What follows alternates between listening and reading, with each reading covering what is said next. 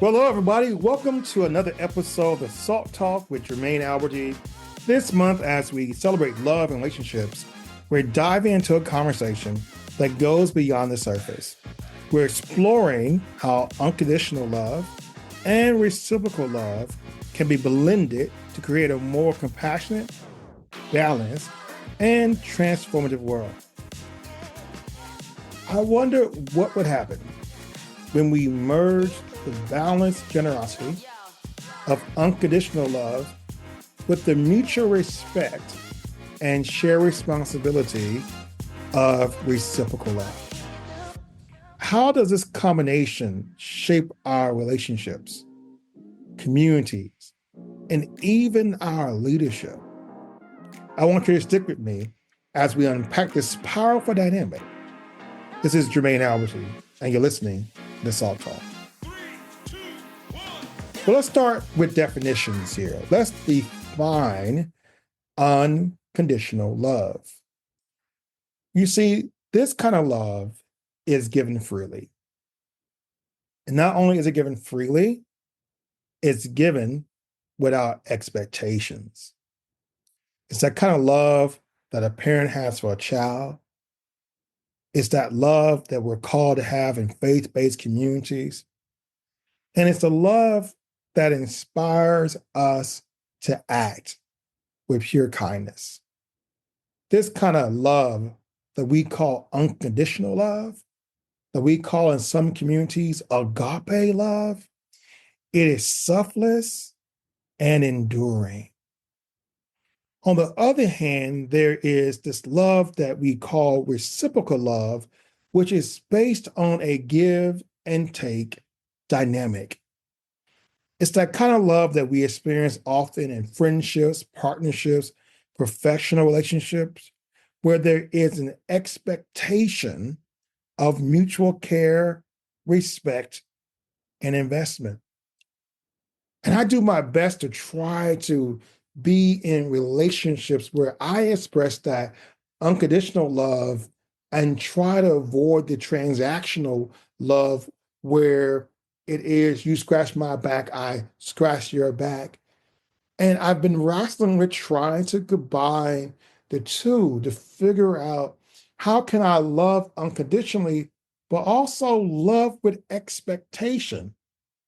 And the reason why both forms of these loves are powerful is that it's something that I believe as human beings we can do together.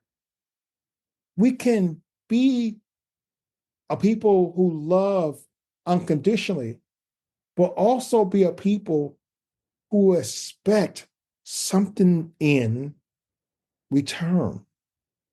As I said, both forms of this love, they're powerful, but when they stand alone, they can create imbalances.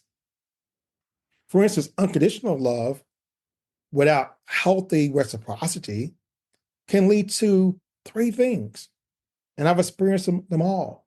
The first one is burnout or compassion fatigue. The other is codependency and even feeling like you're being taken advantage of. On the other hand, reciprocal love without any unconditional elements can be three things too: transactional, conditional, and it can even feel selfish. So here's the question that I wanted us to think about. How do we blend these two to create a sustainable and transformative love? So glad you asked that question because, my friends, blending unconditional love and reciprocal love is possible. And here's where the magic happens. When we blend these two, we create a love that can be two things. The first thing is it can be self-giving. And the second thing is it could be self-honoring. I want you to hear those words. Blending this love of unconditional and reciprocal love can be both self-giving and self-honoring. See, that kind of love is a love that fosters deep connection while also maintaining healthy boundaries. Imagine that you are in a relationship, whether it be a mentor or student relationship, or whether it be a relationship where you feel as if in this relationship you have no ulterior motive.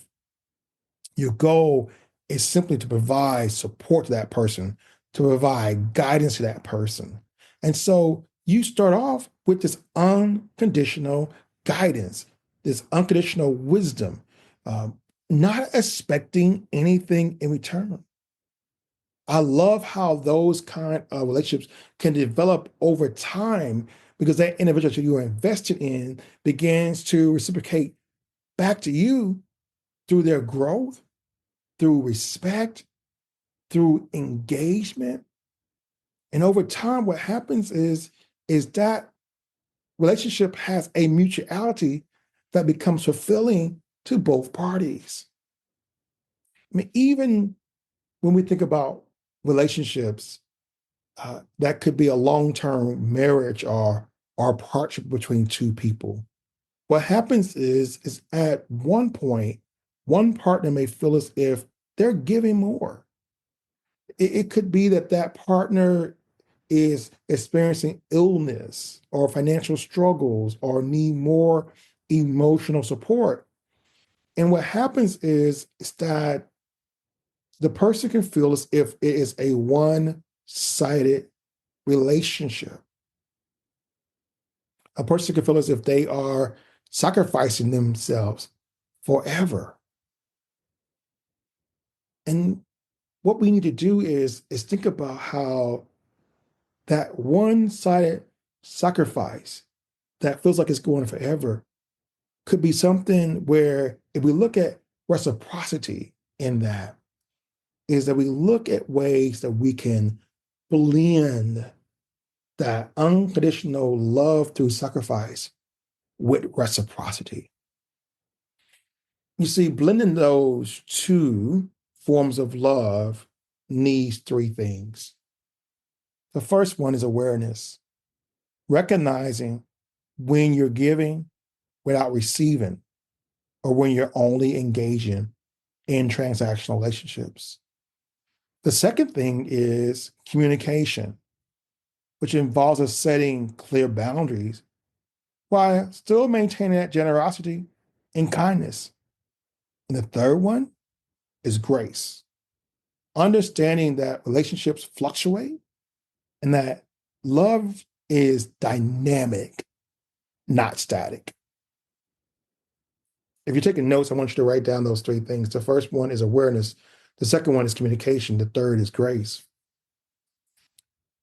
This is important when we're talking about blending these two forms of love, unconditional love and reciprocal love.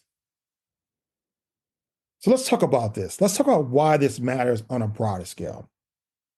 It's because when we get this balance right, this balance of reciprocal love and unconditional love, we can create healthier individuals, stronger communities, and a more compassionate world.